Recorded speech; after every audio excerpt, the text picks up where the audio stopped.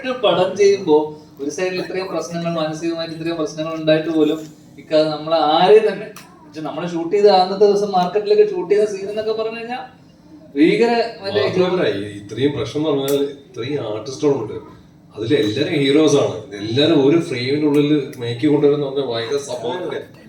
അതില് ഒരു എന്താ ടാലന്റഡ് ഡയറക്ടറെ അത് പറ്റൂ അല്ലേ?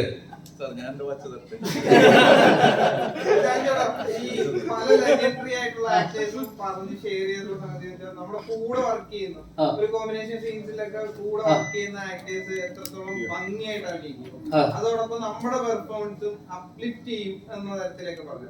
അപ്പം ഇപ്പൊ റഹ്മാൻ സാറാണ്, ഭാവൻ ചേട്ടനൊക്കെ ആണെങ്കിലും വേറൊരു ടെറൈനിൽ ഇരിക്കുന്ന ആക്ടേഴ്സ് ആണല്ലോ.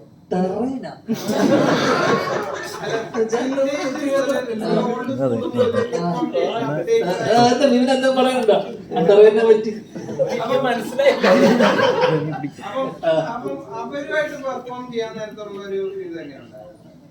എടാ പക്ഷെ എന്റെ ഒരു എക്സ്പീരിയൻസ് കഴിഞ്ഞ കുറച്ച് കാലയളവിലുള്ള എന്റെ എക്സ്പീരിയൻസ് റൊമാൻറ്റിക് ഇല്ലല്ലോ. അല്ല അങ്ങനെയല്ല ഞാൻ പറഞ്ഞ, നമ്മള് ഓപ്പോസിറ്റ് ഇവരോട് നിൽക്കുന്നത് തന്നെ നമ്മളൊരു ഭാഗ്യമായിട്ടാണ് നമ്മൾ കാണുന്നത് തീർച്ചയായിട്ടും. കാരണം നമ്മൾ ചെറുപ്പത്തിലൊക്കെ കണ്ട് എന്താ പറയുക, നമ്മുടെ മനസ്സിലൊക്കെ തങ്ങി നിന്ന ഒരു മുഖമാണ് റൊമാനിക്കയുടെ. ഇന്നത്തെ എന്താ പറയുക റൊമാൻറ്റിക് ഹീറോ ആണല്ലോ. അപ്പൊ ഇക്കേന്റെ ഓപ്പോസിറ്റ് നമ്മൾ നിൽക്കുന്ന സമയത്ത് നമ്മൾ നന്നാക്കണം, അല്ലെങ്കിൽ നമ്മളത് നന്നായി ചെയ്യണം, നമ്മൾ കാരണം ആ സീൻ കൊളാവാൻ പാടില്ല എന്നുള്ള ടെൻഷനായിരുന്നു ഫസ്റ്റ്. എനിക്ക് ഭവനടി ചേട്ടനോട് കോമ്പിനേഷൻ ഇല്ല, എനിക്ക് ഇക്കയുടെ കൂടെയും ഇക്കന്റെ ഗാങ് ബാഡ് ബോയ്സിന്റെ കൂടെയാണ് എന്റെ കോമ്പിനേഷൻ മൊത്തം. അപ്പം ബാക്കി വിപിനും മാൻസനൊക്കെ നമുക്ക് നമ്മുടെ സമപ്രായക്കാരാണ്, സെന്തിലായിക്കോട്ടെ. ഇക്കന്റെ കൂടെ അതല്ല. അപ്പൊ നമ്മൾ തെറ്റിക്കരുത്, നമ്മളത് കറക്റ്റായിട്ട് കൊണ്ടുപോകണം. പക്ഷെ ഭാഗ്യത്തിന് അന്ന് ഞാൻ വന്ന ദിവസം ഇക്ക കുറെ തവണ തെറ്റിച്ചു, ഒരു വാക്കിൽ ഉടക്കിപ്പോയി. കുന്നംകുളം വിക്കൊക്കെ ഒരു വാക്ക്, ആ പേരൊക്കെ കിട്ടിയില്ല കറക്റ്റ്. അത് ഏതൊരു കുന്നംകുളത്തിന് പകരം എന്തോ ഇക്ക അവിടെ ഉടക്കി കുന്നമംഗലോ. അപ്പൊ എനിക്കൊരു ധൈര്യം വന്നു. അപ്പൊ നമുക്ക് സ്വാഭാവികമായിട്ടും ഇത്തരം നമ്മൾ ഇതുപോലെ ലെജൻസിന്റെ കൂടെ വർക്ക് ചെയ്യുമ്പോൾ നമുക്ക് കിട്ടുന്ന ഒരു എനർജി വേറെ തന്നെയാണ്. അപ്പൊ നമ്മള് എന്താ പറയണ്ട, ആ സീൻ എത്രത്തോളം നമ്മള് കാരണം എന്താ പറയണ്ട മോശമാകാൻ പാടില്ല. പിന്നെ ഇവരുടെ ഒരു എക്സ്പീരിയൻസ് എന്നൊക്കെ പറയുന്നത് ഭീകരമാണല്ലോ.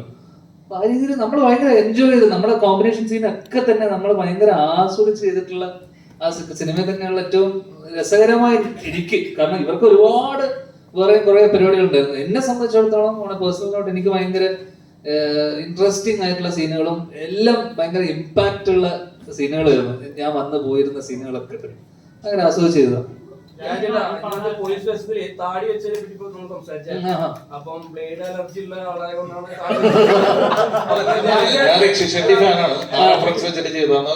പടത്തിൽ ചെയ്യുന്നത് കൊണ്ട് അങ്ങനെ നിർബന്ധമാണ്. ചേട്ടൻ നിർബന്ധിച്ചാണ് ഇതൊക്കെ വെച്ചാൽ മതി തോന്നി.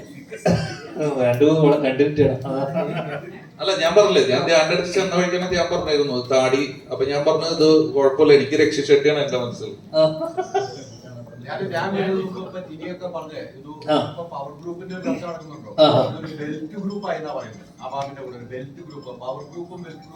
ചേച്ചിയാ ശരിക്കും പവർ ഗ്രൂപ്പ്.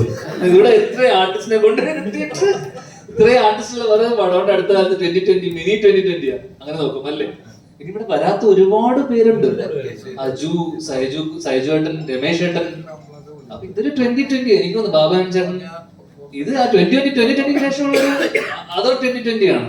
അപ്പൊ ഇതിനേക്കാളും വലിയ ഗ്രൂപ്പ് ഒന്നും പറയില്ല എന്നെ സംബന്ധിച്ച്. എന്നോട് ചോദിച്ചാൽ ഇതാണ് ഏറ്റവും വലിയ പവർ ഗ്രൂപ്പ്. ഇതേ കാണ്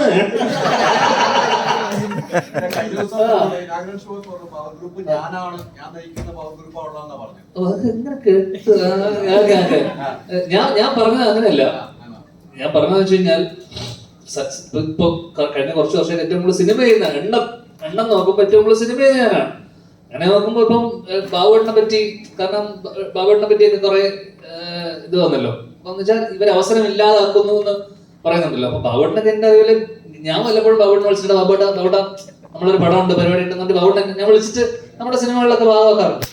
അപ്പൊ അവരൊക്കെ എങ്ങനെയാണ് മറ്റുള്ളവരുടെ അവസരം ഇല്ലാതാക്കുന്നത് എനിക്ക് മനസ്സിലായിട്ടില്ല. എന്നുവെച്ചാൽ പവർ ഗ്രൂപ്പിന്റെ ആക്ടിവിറ്റീസ് എന്താണെന്ന് ഇതുവരെ എനിക്ക് മനസ്സിലായിട്ടില്ല. അപ്പൊ ഇങ്ങനെ ഒരു പവർ ഗ്രൂപ്പ് ഉണ്ടെന്ന് റിപ്പോർട്ടിൽ പറയുന്നു. പക്ഷെ എന്തൊക്കെയാണ് ഇവര് ചെയ്യുന്നത്? അവസരം ഇല്ലാതാക്കലായിരിക്കുമല്ലോ പ്രധാനമായി ചെയ്യുന്നത്. അപ്പൊ ഞാൻ നോക്കിയപ്പോ ഏറ്റവും കൂടുതൽ സിനിമ ചെയ്യുന്ന ഞാനാ. അപ്പൊ ഞാനായിരിക്കണമല്ലോ. അപ്പൊ അതെ, അങ്ങനെ നോക്കുമ്പോ ഞാനായിരിക്കണം അവസരം ഇല്ലാതാക്കുന്ന ഒരാൾ. അപ്പൊ ഞാൻ വെറുതെ ഒരു തമാശ പറഞ്ഞതാണ്.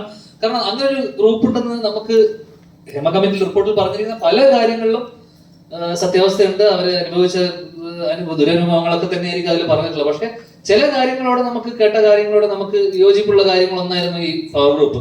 കാരണം എന്റെ അറിവിൽ അങ്ങനെ ഒരു ഗ്രൂപ്പോ അങ്ങനെയാണെങ്കിൽ ഇവിടെ ഫേവറേറ്റ്സ് ഒക്കെ ഉണ്ട്. നമ്മളിപ്പോ ഒരു സമയത്ത് വിനീത് ശ്രീനിവാസിന്റെ ഗ്രൂപ്പ്, ആഷിക്ക ഒരു ഗ്യാങ്, അങ്ങനെ ഒരു ഫേവറേറ്റിസം അല്ലെങ്കിൽ അങ്ങനെ ഒരു സംഭവം ഉണ്ട്. എന്തൊക്കെ പറഞ്ഞാലും അല്ലാതെ അതിന്റെ മുകളിൽ ഒരു പവർ ഗ്രൂപ്പ് എന്ന് പറഞ്ഞൊരു സാധനം ഇത്രയും കാലം എന്റെ ഫീൽ ചെയ്തിട്ടില്ല. എനിക്ക് മനസ്സിലായ സംഭവം എന്ന് വെച്ചാൽ ഈ പവർ ഗ്രൂപ്പിൽ ചിലപ്പോൾ നമ്മളും ഉണ്ടാവും, നമ്മൾ പോലും അറിയാതെ ചിലപ്പോൾ നമ്മൾ മറ്റുള്ളവരെ ഇപ്പൊ ഞാൻ ധ്യാനം ഫ്രണ്ട്സ് ആണ്. അപ്പൊ ഞാൻ പടം ചെയ്യുമ്പോ ധ്യാനം മതി, അപ്പൊ അവിടെ വേറെ അവസരം പോകും. അപ്പൊ നമ്മൾ പരമാവധി എന്താന്ന് വെച്ചാല് കൺസിഡർ ചെയ്യാം എല്ലാവരും. അത്രേ ഉള്ളൂ. അതിനപ്പുറം അതിനൊരു